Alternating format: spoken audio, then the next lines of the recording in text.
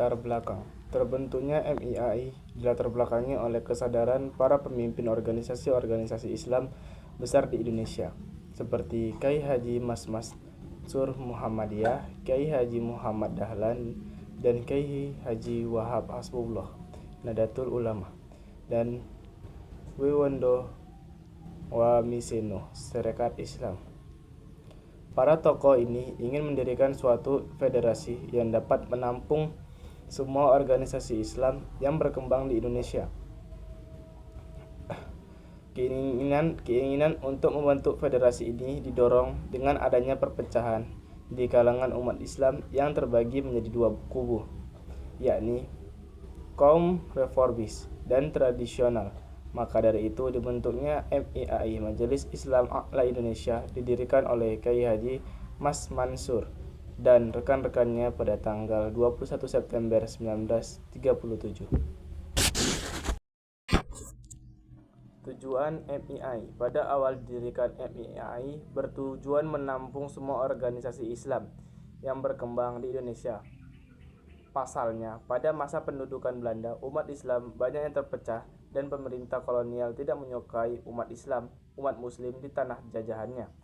Hal itu yang kemudian dimanfaatkan oleh Jepang guna mendapatkan dukungan rakyat. Pada 1942, pemimpin bagian pengajaran dan agama yang dibentuk Jepang, Kolonel Hori, menyelenggarakan pertemuan bersama beberapa pemuka agama Islam dari Jawa Timur di Surabaya. Hori mengatakan bahwa ia hendak berkenalan dengan semua pemuka agama Islam, namun itu sebenarnya hanya dalih saja, karena tujuan utamanya yaitu untuk meminta umat Islam menghentikan kegiatan politiknya di tempat lain.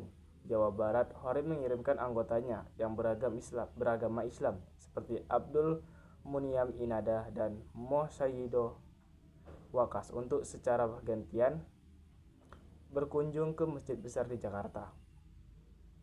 Sebagai gantinya, Jepang mengarahkan para ulama dan umat Islam yang ingin tepat menyalurkan kegiatan keagamaan mereka lewat sebuah organisasi.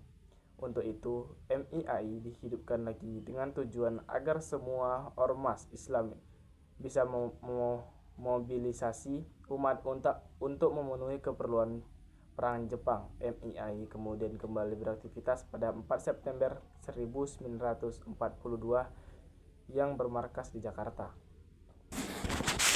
Tugas MIAI menempatkan umat Islam secara layak dalam masyarakat Indonesia, mengharmoniskan kembali Islam sesuai tuntunan perkembangan zaman, turut membantu Jepang dalam Perang Asia Timur Raya. Selain itu, MIAI juga mencetus sebuah program, yaitu rencana membangun Masjid Agung di Jakarta dan universitas. Sayangnya usulan ini ditolak oleh Jepang, yang hanya setuju jika MIAI membentuk lembaga pengelola amal, Baitul Mal.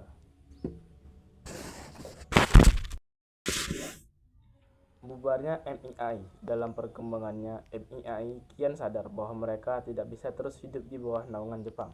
Maka MIAI terus mengembangkan organisasi mereka dengan membentuk Majelis Pemuda yang dipimpin oleh Insinyur Sofyan pada Mei 1943. Tidak hanya itu, MIAI juga membentuk Majelis Keputrian yang diketuai oleh Siti Nurjanah dan menerbitkan majalah bertajuk Suara MIAI. Lewat majalah ini, MIAI mendapat simpati dari umat Islam di Indonesia. Hal itu membuat Jepang semakin waspada. Jepang terus mengawasi setiap aktivitas yang dilakukan oleh tokoh Islam dan sempat melakukan pelatihan bagi para kiai selama 1 bulan. Hasilnya, pemerintah Jepang berkesimpulan bahwa para kiai tidak membahayakan kedudukan Jepang di Indonesia. Kendati demikian, MIAI dianggap tidak memberi kontribusi apapun untuk Jepang. Alhasil, MIAI dibubarkan pada November 1943. Organisasi penggantinya adalah Majelis Syuro Muslimin Indonesia atau MASYUMI.